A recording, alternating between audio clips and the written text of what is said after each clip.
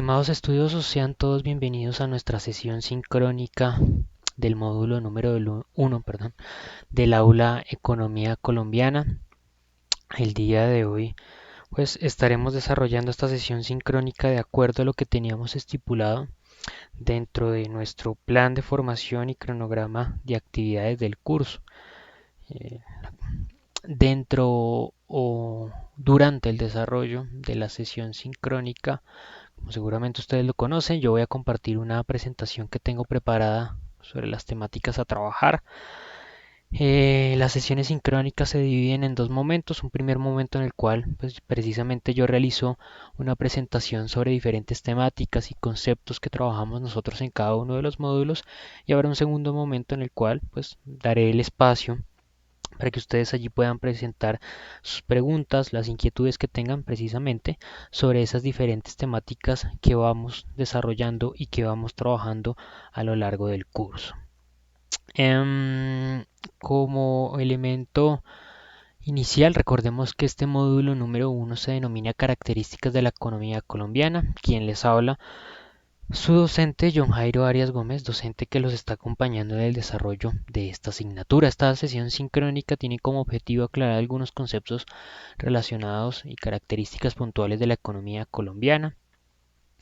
La duración de la sesión sincrónica pues depende de la participación que puedan realizar ustedes. El primer momento que acabo de mencionar tendrá una duración aproximada entre los 25 y 30 minutos. Espero yo alrededor de las 9:30 de la mañana estar dando el espacio del segundo momento, el espacio para que ustedes presenten sus preguntas, presenten sus inquietudes. Bien, la agenda para el día de hoy es en primer lugar hacer una breve presentación del módulo. Les voy a explicar em, qué contiene el aula, principalmente cuáles son las actividades que se van a desarrollar en este módulo número 1 del curso. Posteriormente hablaré sobre las características de la economía colombiana, de los colombianos particularmente, características estructurales, la economía y el Estado, la gobernabilidad de las políticas y el balance fiscal. Y por último, un elemento sumamente importante, que es el conflicto armado que ha desarrollado el país a lo largo de muchos años, que por ende entenderíamos que después de algunos acuerdos de paz se entraría en un ejercicio posconflicto, pero de igual manera hay muchas vertientes en el conflicto armado colombiano que aún permanecen y que aún pues causan algún tipo de dificultad al desarrollo de actividades económicas.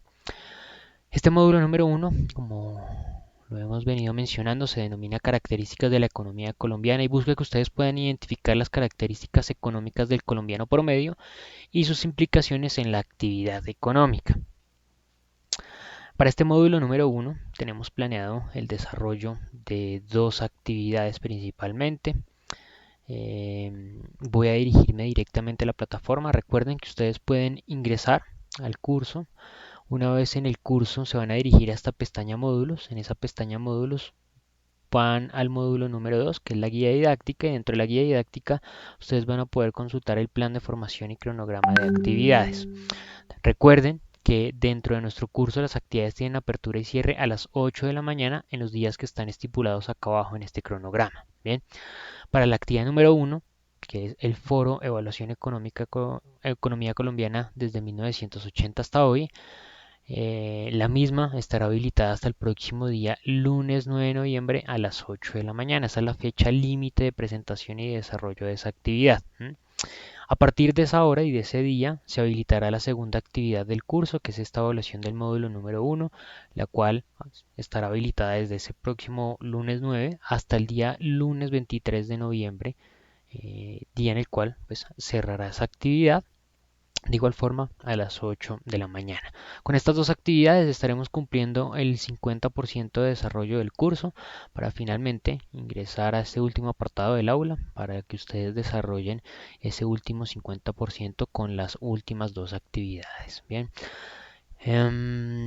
recuerden, mi recomendación es que ustedes se tomen los espacios, los tiempos oportunos para la presentación, para el desarrollo de sus entregas, de sus actividades, como les recomendé en la sesión sincrónica de bienvenida.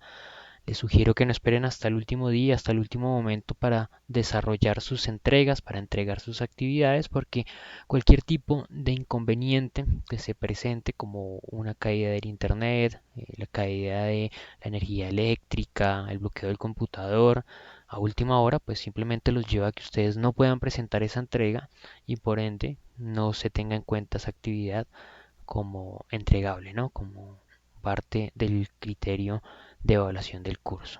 Les afectará obviamente su nota definitiva.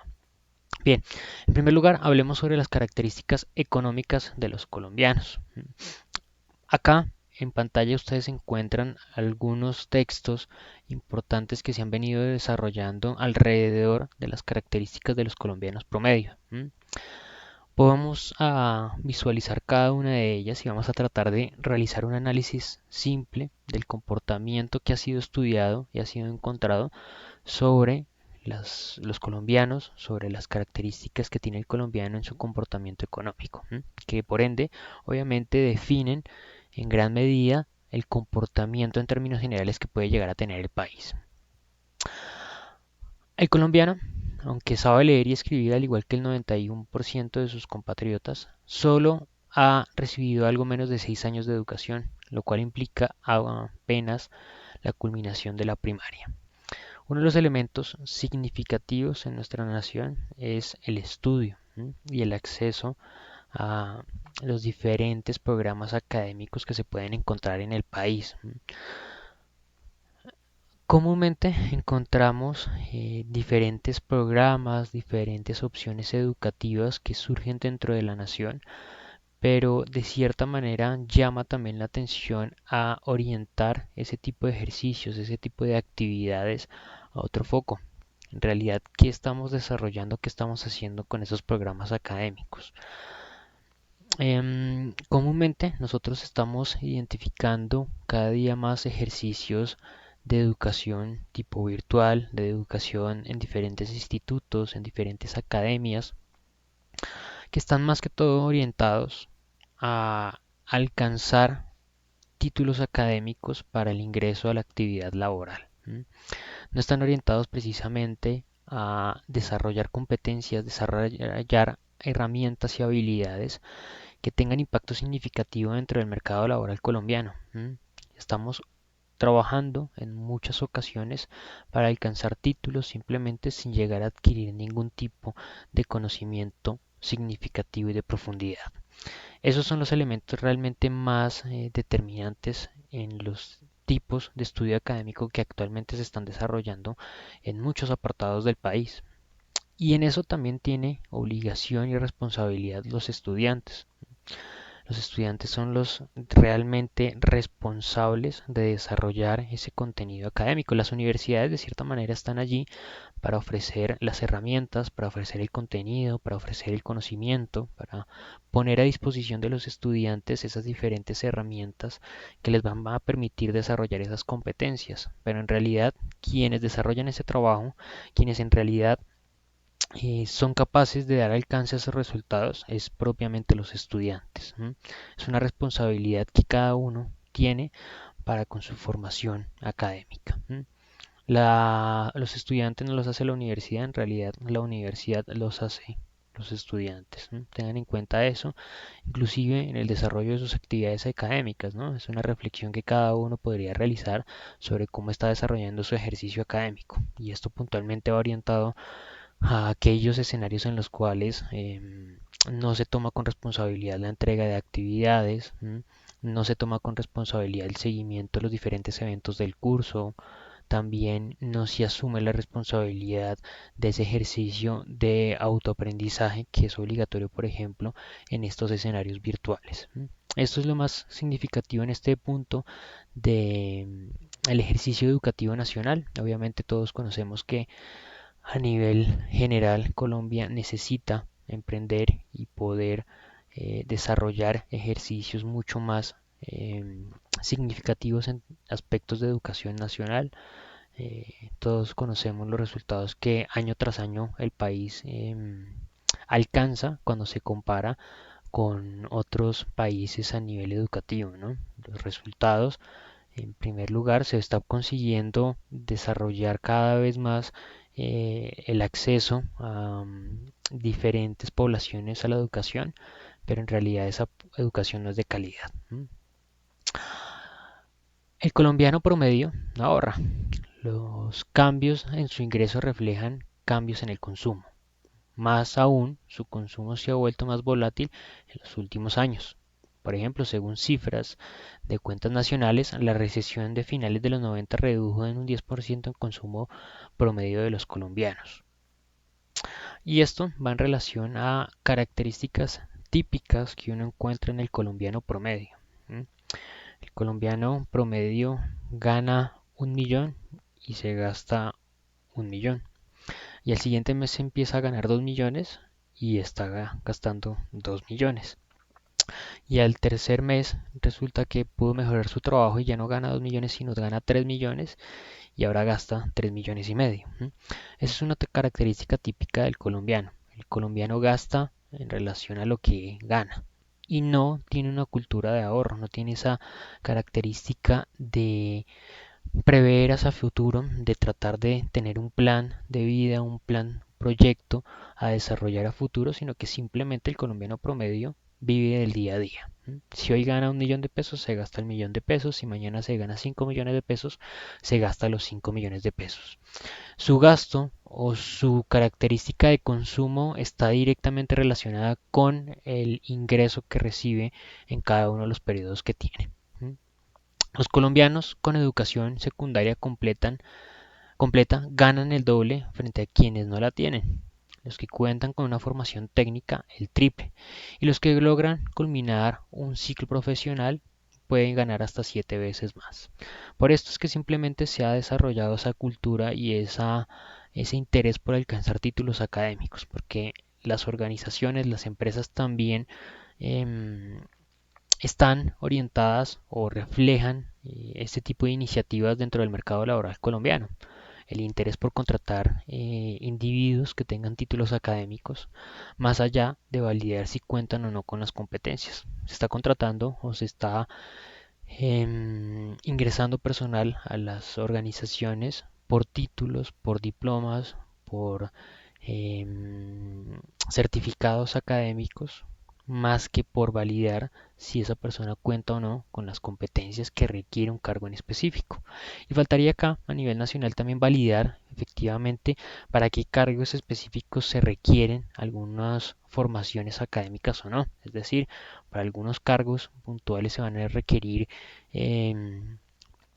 niveles técnicos, niveles tecnológicos, que deben estar así especificados dentro de los perfiles de cargo, pero actualmente todo ese tipo de perfiles, todo ese tipo de cargos está siendo contratados con el mayor título académico que aplique para el cargo, ¿no? Entonces esto es uno de los errores realmente significativos en el mercado laboral colombiano, que no se ajusta precisamente la contratación de personal de acuerdo a las necesidades o las características que tenga en cuanto a competencias ese cargo. Características entonces estructurales de la economía colombiana. Una estructura es un conjunto de partes interrelacionadas entre sí que forman un conjunto donde los cambios en cada una de ellas producen modificaciones en las restantes. Es decir, debemos tener en cuenta que de esa manera se comporta como un sistema, ¿no? Nosotros debemos tener en cuenta que el cambio de un elemento, al ese elemento ser parte de un conjunto, de un sistema, significa que de cierta manera está interrelacionado con diferentes elementos, con diferentes individuos, con diferentes apartados de ese gran sistema y al generar una mutación, generar algún cambio, repercute obviamente en los resultados o en la interacción que tenga con los demás elementos. La economía del país, por lo tanto, puede considerarse como una estructura, la denominada estructura económica. Significa que de cierta manera cualquier tipo de mutación, cambio que presente el país en alguno de sus apartados repercute significativamente en los demás. Tiene algún tipo de impacto, así sea mínimo, pero genera algún tipo de impacto en los demás sectores del país. El análisis de estructura se interesa en los recursos básicos del país. el crecimiento de la población y sus movimientos. Las características básicas del mercado de trabajo, en la división de los sectores, en las ramas de la actividad productiva, en el papel y funciones que ejerce el Estado en el plano económico, en el nivel de la tecnología y la productividad existente, y en muchos otros temas de parecida amplitud. Uno de los elementos realmente significativos en el movimiento económico y en la fluidez económica de la nación es precisamente ese ejercicio de la población. Nosotros nos encontramos en un país que es considerado, si no estoy mal, el número 27 de 280 más o menos, el número 27 más grande del mundo. Estamos en uno de los países que hace parte del top 30 de los países con mayor extensión territorial. Y sin embargo, la mayor cantidad de la población, un 25% de la población, se encuentra únicamente en una ciudad. Eso es una de las características realmente complejas que dificulta el desarrollo económico de varias ciudades en el país, el movimiento de la economía y por ende el movimiento en términos generales de la nación. Nosotros tenemos un 25% de nuestra población acumulada solamente en Bogotá. Estamos hablando que en Colombia hay más o menos unos 48 millones de habitantes y de esos 48 millones de habitantes, casi 9, 8 punto algo, 9 punto algo, contando la población circundante, es decir, la población que está allí por los municipios de Soacha, de Chía, Cajicá, Mosquera, ¿sí? Punza, que prácticamente están al límite de la ciudad de Bogotá. Si contamos esa población, estamos alrededor de unos 9 millones y medio de habitantes, están allí, en la zona que se puede conocer como zona metropolitana de Bogotá. Y en ese sentido, estamos hablando de que prácticamente un 25% de la población del país, de todo el país, está acumulada en la ciudad de Bogotá. Ahora más, si tenemos en cuenta esas otras ciudades grandes que hay en la nación, nos podemos encontrar que en el país, si sumamos Barranquilla, Medellín y Cali, en esas otras tres ciudades significativas, está más o menos otro 6, 7 millones de habitantes. Es decir, estamos hablando de que prácticamente un 50% de la nación está acumulado en apenas 4 ciudades. Y esto representa significativamente una problemática que es el interés de las principales industrias, de las principales empresas, solamente se va a centrar en 4, 5 o por mucho 6 ciudades. El interés de una población, de una empresa, si yo creo una empresa que se va a dedicar a producir jugo de naranja a gran escala, pues mi interés sería crearla en el mejor escenario en la ciudad de Bogotá. Porque en la ciudad de Bogotá, a pesar de que existe un gran número de ofertantes, una alta competitividad, precios altos y demás, pues existe una población, un mercado de 9 millones de individuos. Es un gran potencial para que esas personas adquieran mi producto. Y si no es en Bogotá, entonces trataré de buscar que sea Medellín, con unos 3 y pico millones de habitantes, o trataré que sea Cali o Barranquilla, con cerca de 2 millones de habitantes cada uno. Y de esa manera tratar de abarcar ciudades con una alta densidad de población. Porque a mí de nada me serviría entonces crear una industria en una ciudad que no supere los 100.000, los 200.000 habitantes porque estaría apuntándole a un número muy bajo de consumidores. Yo trataría de apuntarle en ese sentido a las grandes urbes, de cierta manera a la gran población para que pueda abarcar algo de consumidores y de cierta manera pues después de abarcar ese gran número pues de pronto se va a apuntar a las pequeñas realizando el transporte de esa mercancía a esas ciudades pequeñas desde el sitio grande, ¿no? Eso es lo que de cierta manera ha limitado el crecimiento de muchas otras ciudades. Cuando nosotros hablamos de ciudades intermedias, perdón, hablamos de ciudades como por ejemplo Ibagué, hablamos de Pereira, hablamos de otras ciudades como por ejemplo pueden ser Manizales, pero al validar la información de la cantidad de habitantes que hay en esas ciudades nos encontramos que están perfectamente alrededor de los 300.000, 400.000, 500.000 habitantes. Y al validar esa información y compararla con, por ejemplo, otras municipios del país, nos encontramos que son inferiores, por ejemplo, en cantidad de población a Soacha, por ejemplo, que es en el área metropolitana de Bogotá, o pueden llegar a asemejarse al área de Cajicachía, que estamos hablando allí en ese solo espacio de cerca de unos 180.000 habitantes. En ese sentido, ese bajo número de población, esa concentración de la población en algunos apartados del país, solo permite que se desarrolle económicamente el país en algunos elementos, en algunos apartados, en algunas ciudades. Y eso genera un bloqueo económico. Nosotros podemos ver en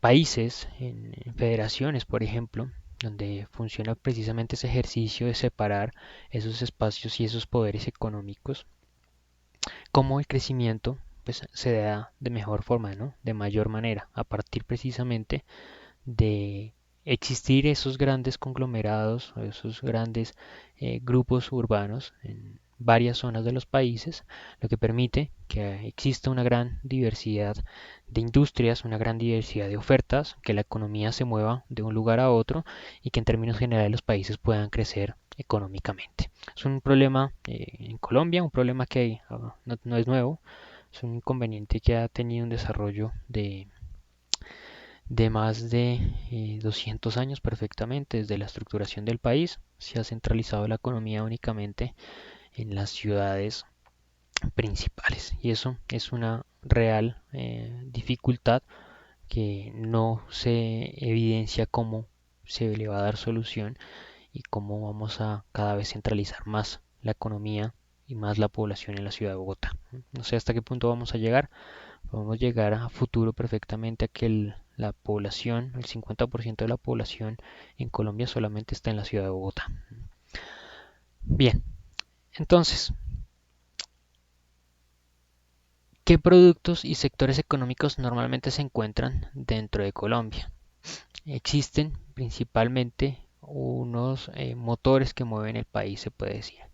Ese motor en el país principalmente ha sido el mercado, el sector de los servicios. El sector de los servicios ha crecido mucho últimamente a partir de bondades que han tenido de cierta manera industrias internacionales con el país al encontrar principalmente una característica y es la mano de obra barata.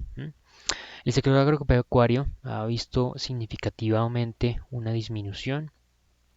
Preocupantemente ha tenido una disminución la industria. Estos datos son del 2007. En realidad del 2007 al día de hoy la industria aún más ha disminuido. Ha tenido un impacto negativo en el país. La industria se está acabando. La industria no se ha protegido respecto al ingreso y comercialización de productos que vienen de otros mercados, de otros países. Esos otros países precisamente han permitido alcanzar mejores números de productividad, de eficiencia, a partir de esos ejercicios económicos que con anterioridad les he mencionado, de tener esa experiencia de entrar a competir organizaciones con otras ciudades, con organizaciones de otros departamentos, otros estados, se acostumbran a ese ejercicio y a la hora de penetrar en otro país, pues tienen toda la experiencia, mientras que organizaciones que han estado centralizadas en un solo mercado, en una sola economía, al verse amenazadas por ofertas internacionales o al tener que ingresar a otros mercados, pues simplemente no cuentan con esa experiencia y no saben cómo realizarlo, ¿no? Los servicios, como lo menciono, ha sido principalmente el elemento que ha movido el país. Como podemos ver, el transporte se ha mantenido en Colombia. Es un ejercicio bastante complejo el transporte en Colombia por la topografía que tiene la nación, también porque no se han desarrollado sus esfuerzos para poder facilitar el ejercicio de transporte de mercancías. Posiblemente también es una de esas causas que ha generado la concentración de población en las grandes ciudades, ¿no? Si de pronto el ejercicio de poder transportar mercancías de manera mucho más fácil entre una y otra ciudad, pues posiblemente evitaría esa concentración y también incitaría a muchas organizaciones a ubicarse en otras zonas del país, ¿no? pero posiblemente esos altos costos del transporte de mercancías, esos altos costos del manejo de productos, pues es lo que ocasiona que las organizaciones siempre tiendan a estar mucho más cerca de esos grandes conglomerados urbanos. Bueno, podemos ver el sector de la industria principalmente se ha centrado en los productos textiles, en los alimentos y bebidas y en el caucho, plástico y producción de vidrio. Un elemento importante es que también la industria textil se ha visto muy afectada en los últimos años, como seguramente ustedes lo conocen, lo han escuchado. Quiebras de grandes empresas productoras dentro del país han tenido un impacto significativo por ahí en los resultados que puede llegar a alcanzar o desarrollar la nación, ¿no? Esas quiebras obviamente son producto de la alta competitividad que han visto organizaciones colombianas como por ejemplo Coltejer, que se ha visto amenazado ante el ingreso de productos textiles de otros países a un menor costo y que por pensamiento de consumidor colombiano se llega a entender que al ser un producto extranjero es un producto de mejor calidad. Sector de servicios. El sector de servicios está principalmente orientado a servicios financieros y a servicios sociales, comunales y personales. Un elemento acá que quiero mencionar sobre el sector de servicios es que en los últimos años, principalmente tal vez en las últimas 2 décadas, hubo una concentración muy alta de la oferta de servicio en telefonía, por ejemplo en los call centers a nivel nacional. Particularmente yo tuve la posibilidad de laborar en una organización que contrataba esos servicios acá en el país. Yo trabajaba en despegar.com y Despegar, luego de mucho tiempo, decidió empezar a contratar acá a nivel nacional, a centralizar su centro de atención al cliente aquí en la ciudad de Bogotá. Cuando yo ingresé a esa institución, habían diferentes centros de atención en México, en Uruguay, en Argentina. Y de un momento a otro la idea fue empezarlo a centralizar acá en la ciudad de Bogotá.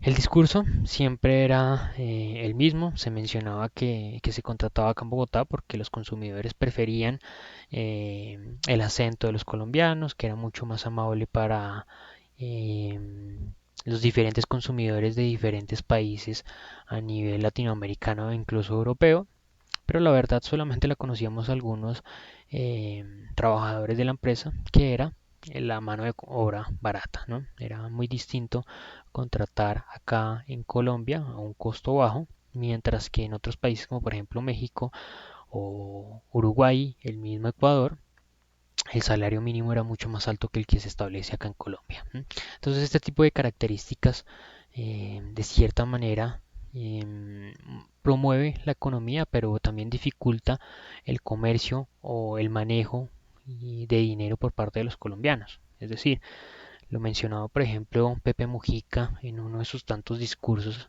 que realiza o realizó durante su época de gobierno. Él mencionaba que el bajar el salario mínimo motivaba a las organizaciones a invertir en su país, ¿sí? Por ejemplo, en ese caso, a que varias organizaciones contrataran personal en ese país al tener mano de obra barata. Por lo tanto, promovería el empleo, disminuiría los números de desempleo en el país, habría más cantidad de individuos ocupados, pero de cierta manera también promovería la miseria en la nación. De cierta manera, esos trabajadores estarían ingresando un salario muy bajo, y al ingresar también un salario muy bajo, su capacidad de adquisición no sería oportuna, es decir, serían trabajadores que tendrían dinero, pero no tendrían ni dinero suficiente para comprar o adquirir productos, comprar bienes, comprar servicios, y por lo tanto la economía no se movería en razón de algo significativo. Es lo que nos pasa comúnmente en nuestro país. Bien, se están desarrollando em, beneficios para algunas organizaciones, para algunas empresas, con el objetivo de promover el empleo, de promover que esas empresas sean productivas, pero esos resultados se ven beneficiosos para algunas organizaciones que sacan el capital del país y no lo mantienen acá. Aquellas organizaciones que depende su capital de las actividades que se desarrollan en el país, pues no tienen algún resultado significativo porque simplemente los trabajadores no cuentan con capacidad económica para adquirir esos productos, esos bienes que producen esas mismas empresas. Bien, elemento significativo en este tema puntual de la gobernabilidad y las políticas es precisamente ese ejercicio de mantener ese equilibrio entre la oportunidad que tiene una organización para pagar, para dar empleo a sus trabajadores, pero de una manera en que ese trabajador precisamente cuente con una capacidad de compra, con una capacidad de adquisición oportuna para hacer precisamente que ese ejercicio económico se produzca, para hacer que ese comercio de bienes, de servicios se pueda realizar y tenga un impacto significativo en el desarrollo de actividades de la nación. ¿Bien? Y otro de los elementos importantes de la gobernabilidad es el ejercicio fiscal, ¿no? El balance fiscal que denominamos ahí, la balanza fiscal. Habla sobre los ingresos y los gastos de la nación.